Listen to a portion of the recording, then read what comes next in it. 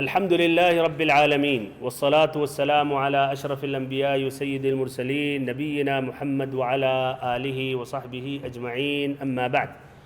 اللهم علمنا ما ينفعنا وانفعنا بما علمتنا وزدنا علما نافعا وعملا صالحا یا رب العالمین. قابل احترام معزز بھائیوں، ساتھیوں، عزیز بچوں اور ہماری ماں اور بہنوں، یہ درس نمبر 6 ہے، باب الحث علی الخشوع فی الصلاۃ، خشوع اور خضوع کا بیان کرنا، جو یہ 5واں باب ہے کتاب الصلاۃ کا بلوغ المرام میں. یہ حدیث جو ہے آج انشاءاللہ یہ 2 حدیثیں پیش کریں گے. دونوں حدیثوں کا موضوع ایک ہے، اسی لیے ایک ساتھ اس کو پیش کیا جا رہا ہے. ابن حجر رحمہ اللہ نے بھی دوسری حدیث کو بہت ہی مختصر سے بیان کیا اور اس کو سابقہ حدیث سے جوڑ دیا. ابن حجر رحمہ اللہ فرماتے ہیں وعنہ یعنی انس، وعنہ قال كان قرام لعائشة رضی اللہ عنها سترت به جانب بيتها فقال النبي صلى الله عليه وسلم أميطي عنا قرامك هذا فإنه لا تزال تصاويره تعرض لي في صلاتي. رواه البخاري. واتفق على حديثها في قصة أنبجانية أبي جهم وفيه فإنها ألهتني عن صلاتي. حدیث کا ترجمہ، پہلی جو حدیث ہے انس رضی اللہ عنہ کی، روایت کرتے ہیں انس رضی اللہ عنہ کی عائشہ رضی اللہ عنہ کے پاس ایک زیبائشی چادر، ایک زیبائشی چادر تھی. حضرت عائشہ رضی اللہ عنہ کے پاس ایک زیبائشی چادر تھی جو انہوں نے اپنے حجرے کے ایک طرف لٹکا رکھی تھی. نبی صلی اللہ علیہ وسلم نے ان سے فرمایا اپنی اس زیبائشی چادر کو ہمارے سامنے سے ہٹا دو، کیونکہ اس کے نقش و نگار میری نماز میں مسلسل میرے سامنے آتے رہتے ہیں. اسے بخاری نے روایت کیا. بخاری اور مسلم دونوں ابو جہم رضی اللہ عنہ کی انبجانیہ چادر کے قصے میں متفق ہیں، یعنی دونوں نے روایت کی. ابو جہم رضی اللہ عنہ والی حدیث اختصار سے ابن حجر رحمہ اللہ نے بیان کیا، اور اس میں ہے، یعنی اس حدیث میں جس کی انشاءاللہ وضاحت کروں گا جب میں تخریج بیان کروں گا. آپ صلی اللہ علیہ وسلم نے فرمایا اس چادر نے مجھے میری نماز سے غافل کر دیا، اس چادر نے مجھے میری نماز سے غافل کر دیا. یہ حدیث کا یہ ترجمہ. آگے بڑھتے ہیں بھائیوں اور بہنوں اور حدیث کی تخریج بیان کرتے ہیں. یہاں آپ دیکھیں 3 سند کس طرح آ گیا، اس کی وضاحت ہوگی انشاءاللہ. سب سے پہلی جو روایت جو امام بخاری جو شروع میں عائشہ رضی اللہ عنہ والی وہ حدیث بیان کر رہا ہوں، یا انس رضی اللہ عنہ والی حدیث، اور دوسری عائشہ کی ہے. انس رضی اللہ عنہ کی جو یہ حدیث ہے اس کی تخریج یہ امام بخاری نے روایت کی ہے کتاب الصلاۃ، باب ان صلى في ثوب مصلب او تصاویر هل تفسد صلاته وما ينهى عن ذلك. پیج نمبر 67 میں حدیث نمبر 374 یہ ہے. ایسے ہی دوسرا مقام یہ امام یہ دوسرے جگہ پر روایت کرتے ہیں امام بخاری، جو پیج نمبر 1043، اس کا ذکر ادھر نہیں ہوا، 1043 پیج نمبر، حدیث نمبر 5959، کتاب اللباس، باب کراہیت الصلاۃ فی التصاویر. تو ایک کا ذکر کیے ہیں کتاب الصلاۃ میں اور دوسرا اسی حدیث کو دہرایا امام بخاری نے، اس کا تذکرہ یہاں نہیں کیا گیا اختصاراً، وہ کتاب اللباس میں. اور اس حدیث کا تعلق صلاۃ سے بھی ہے اور لباس سے. اسی لیے دیکھیے امام بخاری ایک حدیث کو کیوں ایک سے زائد تکرار کرتے ہیں، اس کا ایک جواب یہی آپ کے سامنے ہے. اچھا، بہرحال ایسے ہی امام مسلم نے روایت کی ہے. یہ امام مسلم نے اس کی روایت حدیث انس رضی اللہ عنہ جو ہے یہ بخاری میں بس ہے، عفواً اس میں مسلم نہیں ہے، اور یہ بخاری کی یہ دونوں بخاری کی روایتیں ہیں. یہ حدیثیں دونوں کا ذکر ہے، میں سمجھا ہے مسلم کا. بہرحال یہ صحیح ہے آپ کے سامنے. یہ بخاری کی روایت ہے جو انس رضی اللہ عنہ سے مروی ہے 2 مقام میں. پہلا جو ہے 374 کتاب الصلاۃ میں، اور دوسرا کتاب اللباس میں ہے، مسلم نے اس حدیث کی روایت نہیں کی ہے۔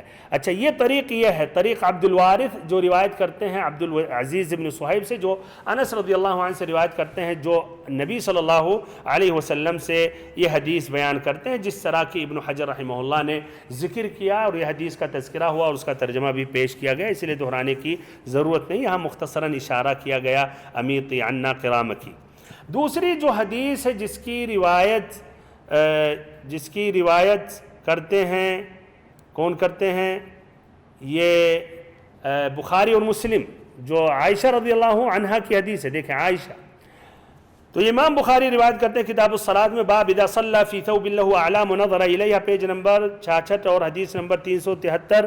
ایسے ہی مسلم نے کتاب المساجد و مواضع الصلاۃ باب کراہۃ الصلاۃ فی ثوب له اعلام، پیج نمبر 225 حدیث نمبر 556 من طریق، یہی طریق یہ دونوں بخاری مسلم کا، ابن شہاب الزہری جو روایت کرتے ہیں عروہ سے، جو اپنی خالہ عائشہ رضی اللہ عنہا سے کرتے ہیں، جو نبی صلی اللہ علیہ وسلم سے روایت کرتے ہیں۔ ابن حجر رحمہ اللہ نے اس لیے کہ حدیث کو مختصراً بیان کیا تو یہ حدیث پوری میں بیان کرتا ہوں، ان النبی صلی اللہ علیہ وسلم صلی فی خمیصۃ لہا اعلام، کہ نبی صلی اللہ علیہ وسلم نے ایک چادر میں نماز پڑھی جس میں وہ نشانیاں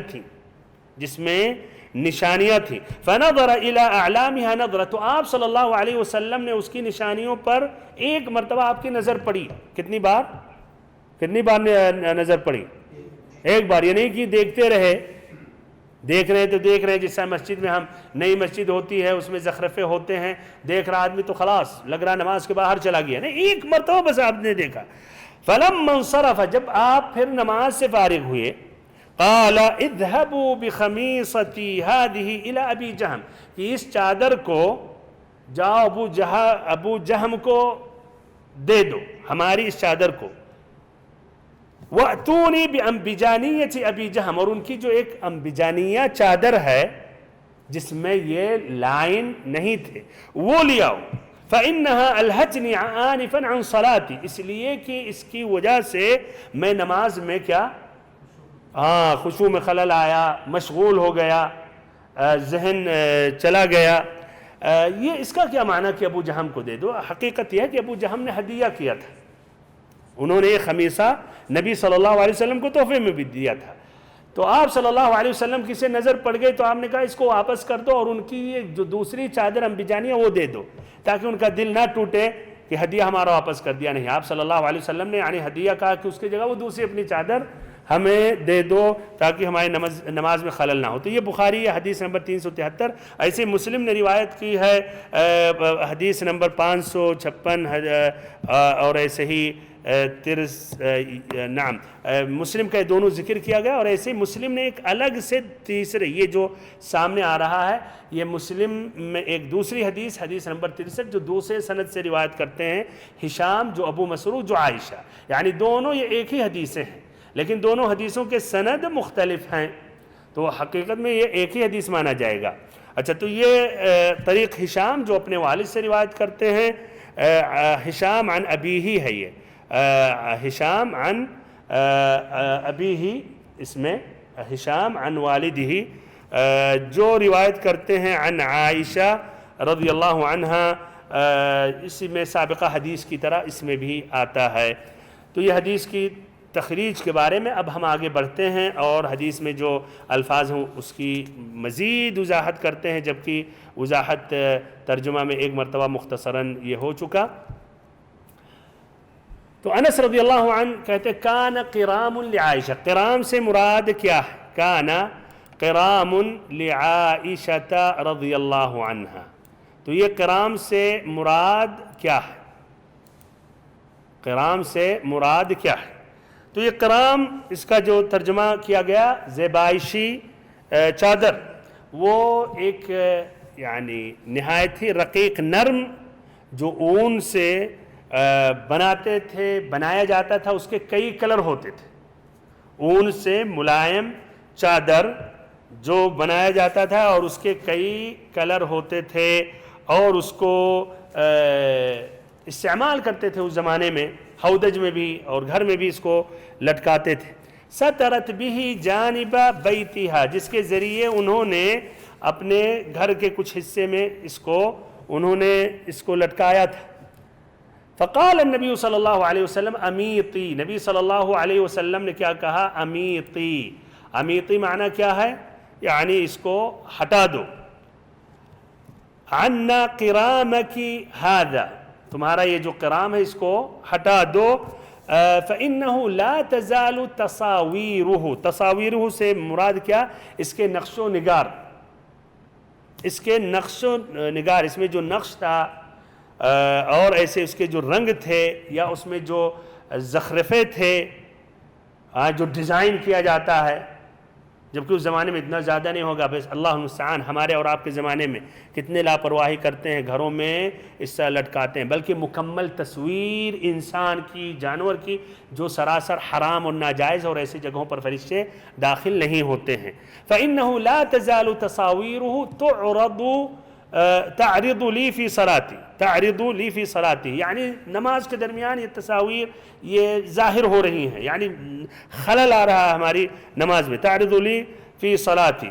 اچھا، وہ دوسری جو حدیث ہے جو ابو جہم والی، جس میں خمیصہ کا ذکر ہے کہ ہمارے اس خمیصہ کو واپس کر دو، تو یہ وہ چادر جو تھا اس زمانے میں، یہ سمجھیے بڑے لوگ پہنتے تھے، یعنی اعلیٰ قسم کا یہ چادر جس میں نشانی، کوئی ضروری نہیں کہ نشانی ہو، لیکن جو نبی صلی اللہ علیہ وسلم کے پاس گیا تھا اس میں وہ نشانی تھی، اعلیٰ درجے کی یہ چادر تھی، اس میں نشانی تھی. تو خمیصہ کا معنی کیا ہوتا ہے؟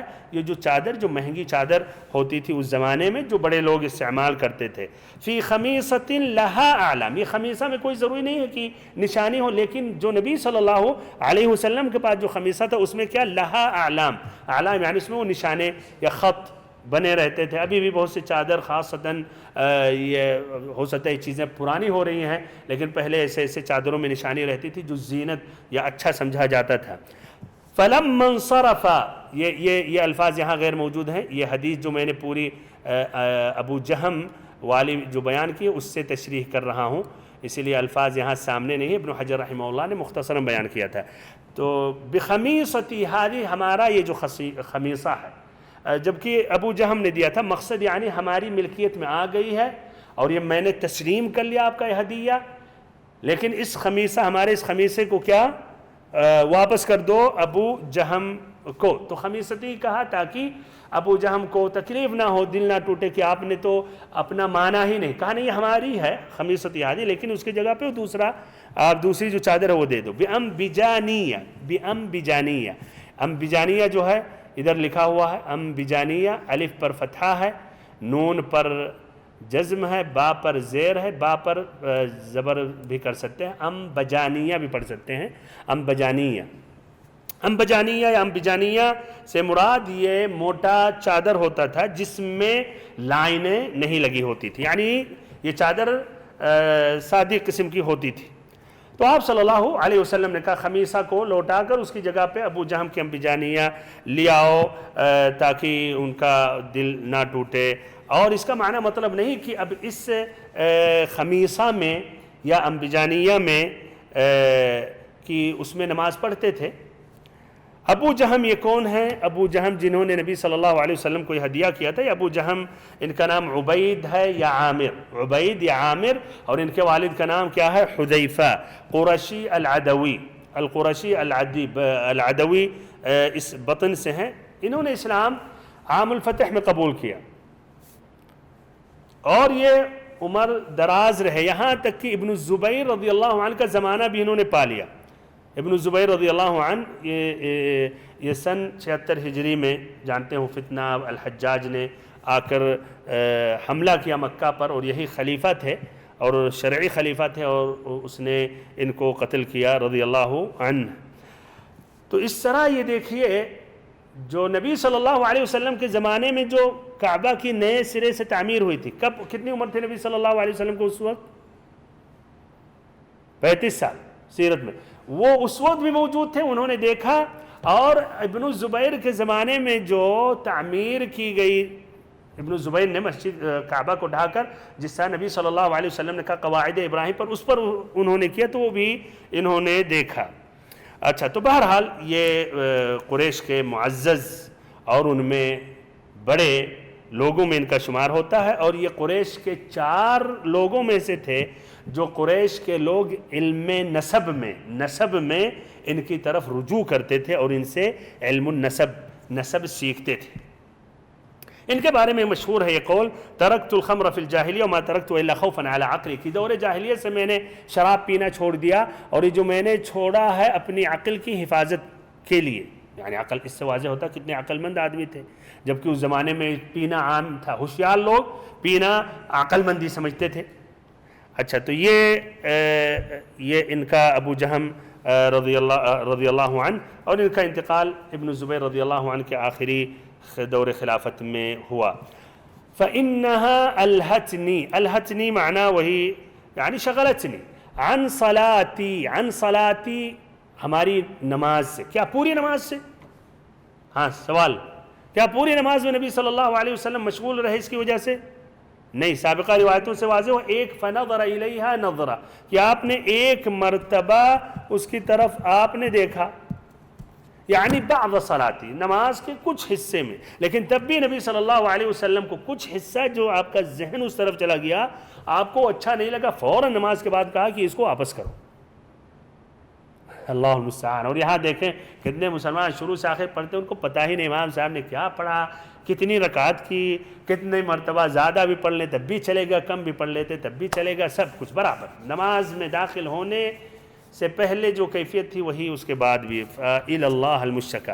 بھائیو اور بہنوں، اب اس حدیث میں جو اہم فائدے ہیں وہ ذکر کر رہا ہوں، اور اتنی باتیں واضح کرنے کے بعد بہت سے فوائد واضح ہو چکے ہوں گے، تو یہ فوائد ذکر کر رہا ہوں۔ پہلا فائدہ یہ ہے، جو ایک مہم فائدہ، ہاں وہ کیا ہے، کہ مصلی کو چاہیے، نمازی کو چاہیے کہ ہر وہ سبب، ہر وہ چیز جس کی وجہ سے نماز میں خلل پیدا کر سکتی ہے اور خشوع اور خضوع میں کمی کر سکتی ہے، تو ان اسباب کو ختم کرے، ان اسباب کو کاٹے نماز میں داخل ہونے سے پہلے۔ تو نماز میں جس طرح کی اگر ایسی جگہ جہاں نقوش ہے، جہاں تصاویر ہیں، جہاں کوئی ایسی چیز ہے جہاں ذہن بھٹک رہا، تو آدمی کو اس کو ہٹانا چاہیے، جگہ بدلنی چاہیے، اس لیے کہ پوری کوشش ہونی چاہیے کہ نماز کو خشوع اور خضوع کے ساتھ ادا کرے۔ اسی لیے اہل علم نے ذکر کیا کہ نماز کے دوران آدمی کو چاہے سجدے کی جگہ پر دیکھے، کیوں؟ تاکہ نظر ادھر ادھر نہ بھٹکے، تاکہ خشوع اور خضوع کے ساتھ نماز ادا کرے، تو سجدے کی جگہ پر دیکھے۔ تو یہ پہلا فائدہ ہے۔ اچھا، کیا اس حدیث سے یہ بات واضح ہو رہی کہ آدمی اچھے، صاف اور قیمتی خوبصورت کپڑے نہ پہنے نماز کے درمیان؟ اس حدیث پہن سکتا ہے۔ تو اس حدیث کی کیا توجیہ ہے؟ اس میں آپ صلی اللہ علیہ وسلم مہنگی چادر جو خمیصہ تھی اس کو لوٹا دیا آپ نے۔ اچھا، ہاں، تو نماز کے درمیان اچھے لباس، اچھا کپڑا، خوبصورت کپڑا یہ مطلوب ہے، اور اس کی دلیل ان اللہ جمیل یحب الجمال، بہت سے یہ بھی حدیث۔ اور ایسے یا بنی آدم خذوا زینتکم عند کل مسجد، اللہ تعالیٰ نے تاکید کی کہ مسجد عبادت کی جگہ پہ اپنی زینت لے لو، اسی لیے زینت میں آدمی کو چاہیے اچھے سے اچھے کپڑے، خصوصاً جیسا جمعہ عیدین میں اس کا اہتمام کرے۔ اور اب اس حدیث کی کیا توجیہ ہے؟ اس حدیث سے مراد ہے کہ اگر اس میں کوئی ایسے نقش و نگار ہے، کوئی وجہ ہے جس سے نگاہ بھٹک جا رہی ہے، تب بچے۔ تو ایسے مہنگا کپڑا اگر وہ اس کی وجہ سے نماز میں خلل ہے تو ہاں بچے، اگر وہ مہنگے کپڑے سے نماز میں یا ایسے تکبر کا سبب بنے تو بچے۔ لیکن اگر ایسی بات نہیں ہے، نماز میں خلل نہیں آ رہی ہے، تکبر کا سبب نہیں بن رہا ہے، تو وہ یہ مہنگا اور خوبصورت قیمتی والا بھی یہ پہن سکتا ہے۔ طبعاً شرط یہ ہے کہ مبالغہ اور غلو نہ کرے، جس طرح کی غلو ہوتے ہیں کہ نمبرات کتنے ملین میں ملتے ہیں گاڑی کے نمبر، یہ بیوقوفی ہے، عجیب یعنی سوچ۔ تو ایسے کپڑوں میں بھی کچھ زیادہ ہی مبالغہ ہوتا ہے، تو اس سے بچنا چاہیے۔ تو یہ پہلا فائدہ۔ دوسرا فائدہ یہ ہے کہ مسجدوں کو ایسے امور، ایسے تصاویر، نقوش، زخرفے اور ایسے ہی مزین اور اس طرح اس میں رنگ برنگ کرنا، اس سے بچنا چاہیے جو نمازی کے نماز میں خلل کا سبب ہو سکتا ہے۔ تو بہت سے مساجد میں پیسے بھی زیادہ خرچ کرتے ہیں اور یہ سمجھتے ہیں یہ اللہ تعالیٰ کی مسجدوں کی تعظیم میں داخل ہے، جبکہ وہ نبی صلی اللہ علیہ وسلم کی فرمان کی مخالفت میں داخل ہے۔ اتنا مزین کرتے ہیں۔ ایسے ہی پھر لکھنا یا محراب میں خاصتاً آیت لکھنا، قد نرى تقلب وجهك في السماء فلنولينك قبلة ترضاها، قبلہ میں خاصتاً، بلکہ یہاں تک کہ اہل علم نے کہا مسجد میں قبلہ میں قرآن یا کسی بھی قسم کی کوئی چیز جس سے نمازی کے نماز میں خلل ہو، اس سے انہوں نے منع کیا۔ امام مالک کہتے ہیں ان ذلك يشغل المصلی، نمازی کے نماز میں یہ خلل اس کی وجہ سے یہ آنے لگتی ہے۔ یہاں تک کہ سامنے یعنی جو آج کل رکھتے ہیں گھڑی ہے بڑی یا اوقات الصلاۃ، اس سے بھی بہت سے لوگوں کا نماز میں بھی وہ ٹائم، وہ پورے نمازوں کا ٹائم دیکھنا چاہتے ہیں۔ اچھا ابھی عشاء پڑھ رہے ہیں تو فجر کب ہے؟ اچھا اتنے بجے، فجر پڑھ لیا تو پھر ظہر کتنا ہے؟ لا حول ولا قوت الا باللہ۔ تو اس سے بچنا چاہیے۔ ایسے ہی مسجدوں میں اللہ اور محمد بھی ایک ساتھ، اللہ محمد، اس سے بھی ایک غلط فہمی کچھ لوگوں کو پہنچتی ہے، یعنی دونوں جس طرح کی برابر ہے۔ ہو سکتا ہے ایک مسلمان نہ سمجھتا ہو، لیکن ایک غیر مسلمان اگر مسجد میں داخل ہو گیا تو کیا سمجھے گا کہ دونوں برابر ہیں مثلا۔ تو یہ تمام چیزیں، یہ سب جو غلو ہیں، اس سے بچنا چاہیے۔ ایسے ہی یہ جو مسجد میں یہ کارپیٹ ہے، اس میں بھی خیال کرنا چاہیے۔